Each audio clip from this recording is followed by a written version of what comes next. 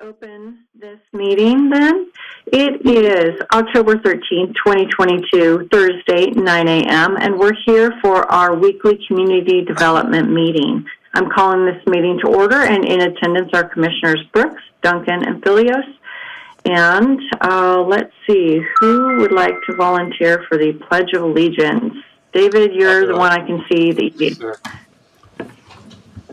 I pledge allegiance to the flag of the United States of America and to the republic for which it stands, one nation, under God, indivisible, with liberty and justice for all. Yeah. All right. Thank you very much. Chairman's opening remarks. I apologize for not being able to be there in person.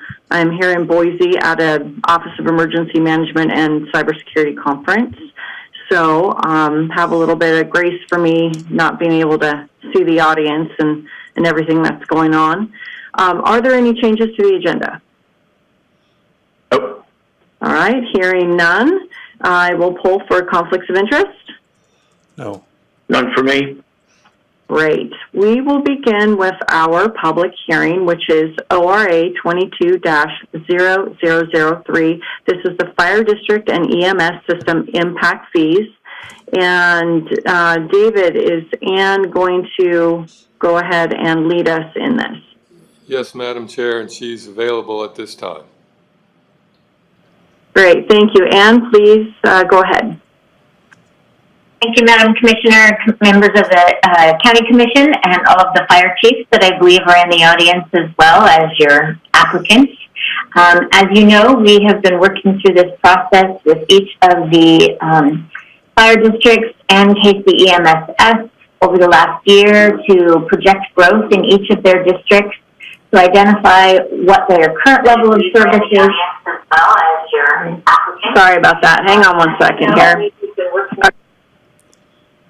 What their current level of service is, projecting growth, and then determining what capital items, facilities, apparatus, and equipment would be needed to keep that level of service from declining as growth occurs in each of those areas. What you have on the screen in front of you right now is the growth that's projected for each of these fire districts and Kootenai County EMS, which is the entire county, and shows that the growth rate is still projected to be pretty robust throughout the next 10 years, some larger in some places than others. We did brief the Commission on the capital plans. I know that they are in your packet. There is a specific capital improvement plan for each of these fire districts, but here you'll see what the total CIP value is of all the things they plan to build or buy, capital items in the next 10 years. And then this is the portion that is specifically related to growth. So these fire and EMS districts are intending to spend about $83 million over the next 10 years to support the growth, to support service provision in the county. And about half of it is necessitated because of growth, new fire engines, new apparatus, etc. Here are the calculations of what the per residential unit and per non-residential square foot impact fees are proposed to be adopted by the county. As we've discussed before, because fire districts don't have ordinance authority and they're also not collecting building permits, they need the cities and the counties that they serve to do the collection and the adoption for them. All of the cities within the county that have fire districts have already approved these fees, with the exception of Spirit Lake City, and they're just a little bit behind in their hearings. But we do believe we've achieved 100. Well, that's not true. We have one more hearing in Athol, but I think we've discussed what those contingent plans might be there. So that basically the cities have done their part. They're waiting for the county to adopt. And just to remind you that you did have a development impact fee advisory committee as required by law. They've reviewed all of these impact fee reports and capital plans and given their unanimous recommendation that the commission adopt and collect these for these districts in the unincorporated areas. We also had a hearing with Planning and Zoning a couple weeks ago. They also have recommended the required amendment to the comp plan. I'll stand for questions. I have none. Yes, none on my end. All right, so that was for the applicant. And now I will call for public comment, those in favor or against. Is there anybody signed up to speak? No. Madam Chair, there's no one signed up in the room to speak. We might defer to Zoom and see if there's anyone on Zoom at this time. Yes, anyone on Zoom wish to testify for or against the impact fees? With your permission, Madam Chair. Yes, Mr. Gilgray? Gigray, yes. Just for the record, my name is William Gigray. I go by Bill. I'm an attorney. My business address is 5700 East Franklin Road, Nampa, Idaho. I represent Timberlake. I just want to express our appreciation to Pat Braden, who we've worked with regards to some of the language in the proposed ordinance and the intergovernmental agreement, and to Ann Westcott for all the work that she's done. And I think that ordinance is now totally approved by me as attorney for Timberlake, and we appreciate your consideration in going forward with this matter. Obviously, there's going to need to be additional public hearings for the approval of the capital improvement plan, for the approval of a new fee, which this will be, and for the amendment of your comprehensive plan. Thank you. All right, and I want to say that the comprehensive plan public hearing already took place. Oh, Still waiting for that. Chairman Duncan, Commissioners, this was noticed up as a public hearing for all of those matters. And so they are all properly before you today. Great. All right, just make sure that you guide us on the motion at the end of this. Will do. Anyone else testifying? Thank you. Anyone else testifying for or against the impact fees on Zoom? All right, I am hearing none. So at this point, I would take a motion to enter into deliberations. I'll make a motion that we end public testimony and enter into deliberations. I second the motion. Commissioner Filios? Aye. Bill Brooks? Aye. Chairman Duncan?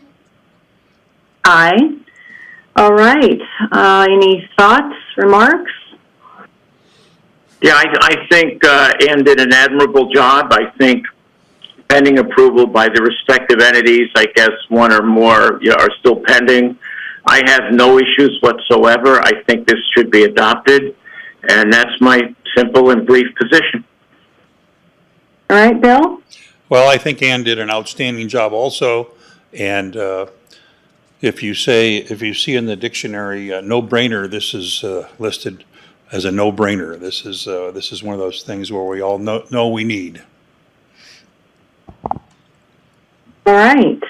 I am in agreement with, I think this should be passed. I think that getting all the fire districts and EMS on board was a great feat, and I'm very excited to help them continue to provide this level of service going forward.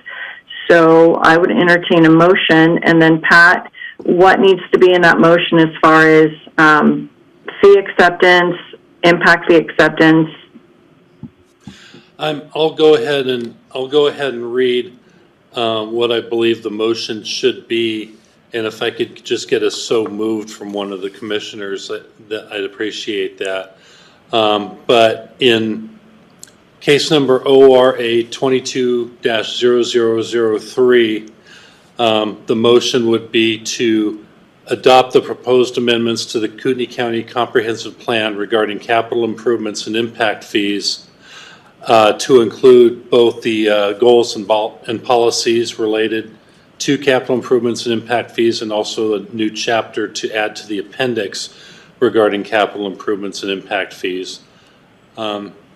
And for approval of the capital improvement plans adopted by our participating fire districts, all of which are listed in the notice, and Kootenai County Emergency Medical Services System for purposes of adoption and collection of development impact fees. And in the same case, to approve the request by Kootenai County to amend Title VII of the Kootenai County Code by the addition of a new chapter regarding the adoption and collection of development impact fees. End of motion. So moved. Thank you. Second. Okay. Commissioner Filios, Aye. Bill Brooks, Aye. Chairman Duncan. Aye. Motion passes. Thank you very much for that assistance, Pat. Now, we are still in deliberation, so we can move on to the next case, which is MSP 22-0002, Diagonal Estates. Madam Chair, could you give us just about 3 minutes to switch computers? Absolutely, not a problem, and I will actually be able to pull up my documentation as well. And Thank you, Commissioner. yeah, and before we go, I do Very well. want to publicly acknowledge the work of Bill Gigray and getting us here, and preparing documents and reviewing documents that I had drafted, and it was a big help. It saved me a considerable amount of work on my part. So thank you. Thank you, Pat. Yeah. It was a pleasure working with you. Thank you. Same here.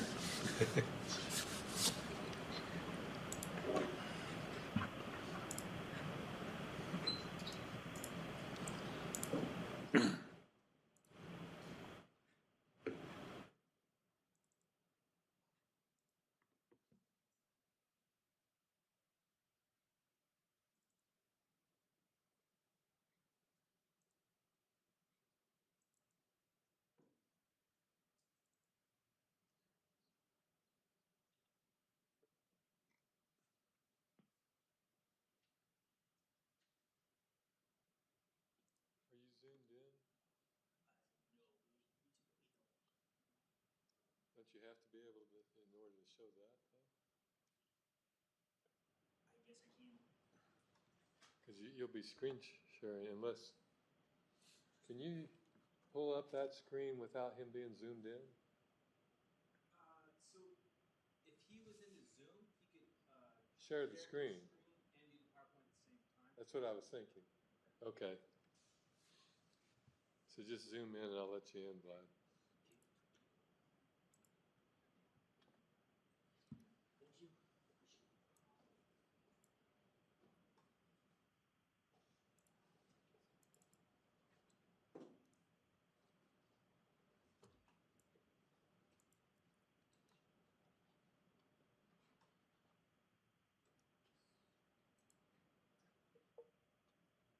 David, are both these cases Vlad's?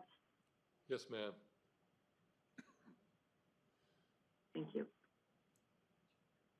We should be ready in just a minute.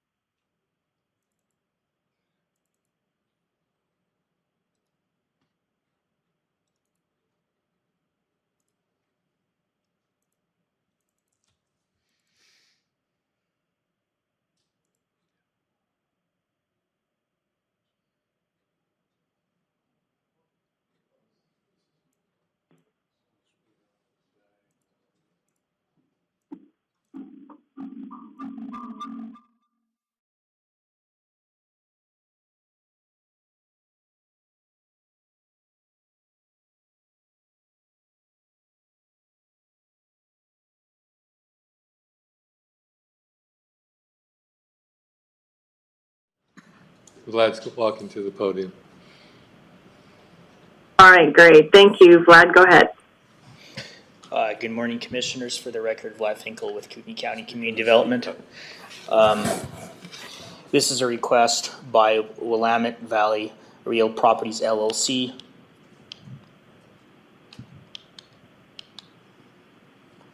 I'm having difficulty with.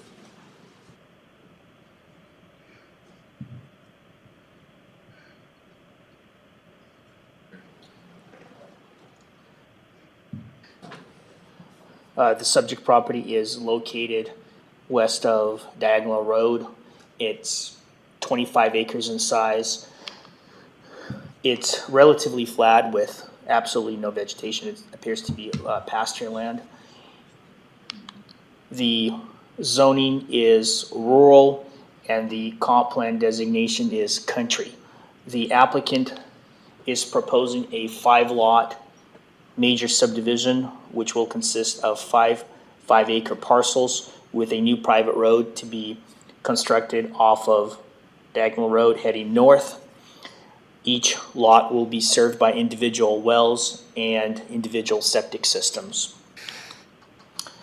These are some of the photos of the property in question. This parcel of land was created through a number of boundary line adjustments by the applicant this past spring. Through the research, we have concluded that the parent parcel and adjoining parcels are all compliant through the boundary line adjustment process and the exercise of the large lot exemption that we have as an allowance in the Land Use and Development Code. Through the agency comment period, we received responses from Building Division, Lakes Highway District, Panhandle Health District, and Northern Lakes Fire District. None of the agencies had any concerns, but they did have some recommendations and requirements that the applicant must meet. The biggest one, of course, is that the applicant will have to receive an approach permit from Lakes Highway District, construct the interior private road to the Associate Highway District standards, and then that road will need to be dedicated to the Homeowners Association and be maintained through CC&Rs. At the hearing examiner's hearing conducted last month, a question was raised with regard to the road being dedicated to the public. I think if that is something that the applicant is contemplating, staff would not have any issue with it so long as it's been approved by the Highway District prior to final plat approval. We only received one comment in support and one comment in opposition. Staff's analysis is that the proposed use or the proposed subdivision is compatible with the surrounding residential development, being that there are parcels in the area that are 5 acres in size or greater. The applicant must comply with the public agency requirements, and the applicant must construct shared infrastructure improvements prior to final plat approval or submit a completion bond to agencies with jurisdiction for up to 150% of the estimated value of improvements by the project engineer. That, of course, will be reviewed by staff at the time of final plat application. The hearing examiner heard the request on September 15th of this year and subsequently submitted a recommendation of approval. I stand for any questions that you have at this time. Any questions for Vlad? I have no Okay. questions, yeah. All right. I will go ahead and start first. I don't see any issues with granting this preliminary approval of the major subdivision. I think that all of the criteria has been met. Chris, Bill? I would agree. Yeah, and I think any motion should indicate, compliance with the respective agency requirements or any changes that might need to be addressed. That's it. All right. Bill? No, I have nothing. Chris, why don't you take the motion? Sure.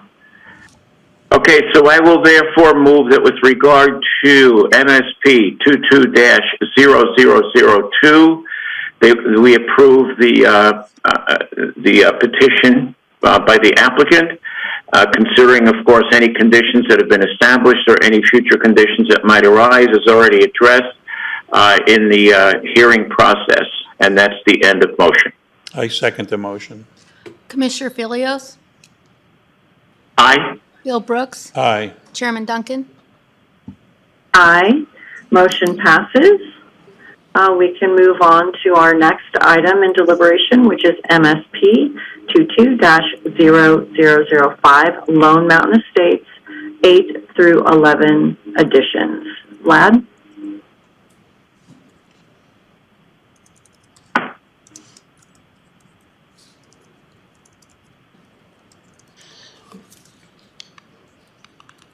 Once again, for the record, Vlad Finkel with Kootenai County Community Development. This is a request by JT Holdings LLC for a major subdivision consisting of 4 phases, Lone Mountain Estates, 8th, 9th, 10th, and 11th edition. The subject property is located just northeast of the intersection of Ramsey Road and Chulka Road. It currently comprises of 7 parcels that the applicant intends to subdivide into 111 lots. Each one of the lots will be compliant with the underlying density and minimum lot size requirement of 5 acres. The comp plan designation is country. As you can see, the layout of the subdivision will consist of the new interior roads that will be dedicated to Lakes Highway District. The new roads will connect with the existing Ceylon and Eclipse Road that are currently being constructed in 6th and 7th edition of Lone Mountain Estates. Those roads will ultimately connect to Chulka Road to the south of the proposed plat. The parcels all of the parcels equal up to 570 acres in size, and some of the lots on the periphery of the subdivision will be greater than 5 acres in size. Each lot will be served with individual septic systems, and water will be provided by Lone Mountain Estates Homeowners Association. There is an established water system in the area that's currently serving Lone Mountain Estates original plat and phases additions 1 through 7. The applicant is currently working with Department of Environmental Quality and Idaho Department of Water Resources to improve the existing capacity of the water system by drilling a new well and acquiring the necessary water rights to serve the proposed plat. We did receive an engineering report from the engineer of record that states that there is sufficient capacity to provide the needed service or the needed water flow for the subject property, being that the site is over the aquifer. These are some of the photos of the project site. This is the top left photo is Chulka Road as it connects to Ramsey Road. The next photo is showing the subject property heading northeast. This is Chulka Road, I believe, looking east. And then this is the new intersection where Eclipse Road connects to Chulka Road and heads north. During the agency comment period, we received comments from various agencies with jurisdiction. I believe that all of the agencies were in support of the application. They did have a number of requirements that the applicant will need to meet, specifically as it relates to water service, septic, and road improvements, as well as the comments from Timberlake and Northern Lakes fire districts. Because the property is 570 acres in size, it's actually straddling the 2 jurisdictional boundaries of the of Timberlake and Northern Lakes fire districts. Both agencies had standard requirements for fire suppression, addressing, street signage, building permits, and so on. We do have a number of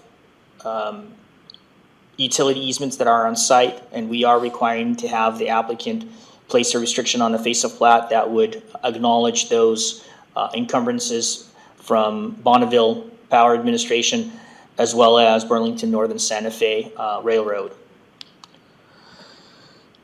During the public comment period, we received 4 comments in support of the application, 3 in opposition.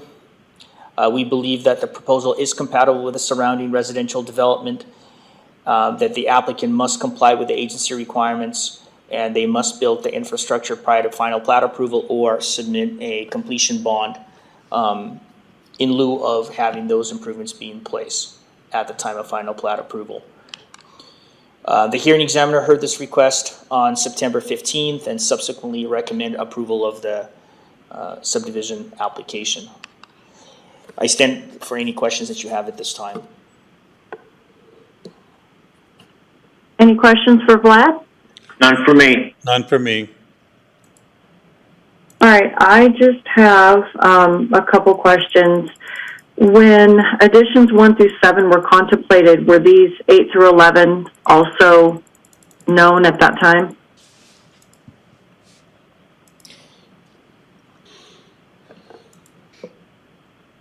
Commissioner Duncan, I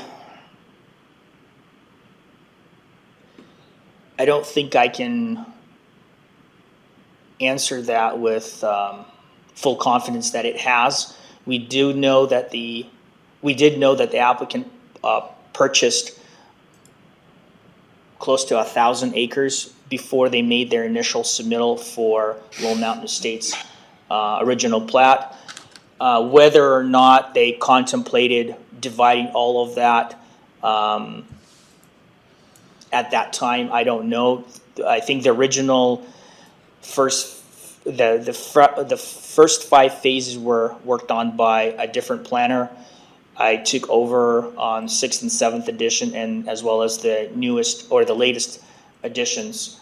But it would make sense if they purchased such a large parcel of land that was approximately 1,000 acres that they intended to have it be subdivided into 5-acre lots. Thank you. Then just to clarify that if we approve it today, but they cannot meet the conditions as far as the water and some of the other items, that it will not proceed forward. Is that correct? Yes, your assessment is accurate. We have discussed this with the applicant as well as the agencies with jurisdiction. We believe that they can meet all of the requirements. However, compliance with each of the 4 latest phases will be done at the time of a final plat application for each phase. Unless the applicant is able to demonstrate that they have complied with each of the preliminary provisions, we would not move forward with a recommendation for approval. All right, that's all I have. Chris, Bill, thoughts? None. No, I'm fine with it. I think your questions were very valid, and I think obviously they're going to have to meet certain conditions if it's going to ultimately be approved. Okay, Bill? None. I would take a motion. Okay, I will move therefore that with regard to major subdivision MSP-22-0005, that we approve the additions, that is to say the amendment for the additions of 8 through 11, consistent with the recommendations and stipulations indicated by the respective districts, especially the 2 fire districts in particular, and be it understood that unless all the conditions are met or somehow provided for, approval of the final plat will not go forward. End of motion. I second the motion. Commissioner Filios? Aye. Bill Brooks? Aye. Chairman Duncan? Aye. So motion passes, and with that, I would adjourn the meeting at 9:29. Thank you, everybody. Thank you, Commissioner. Thank you.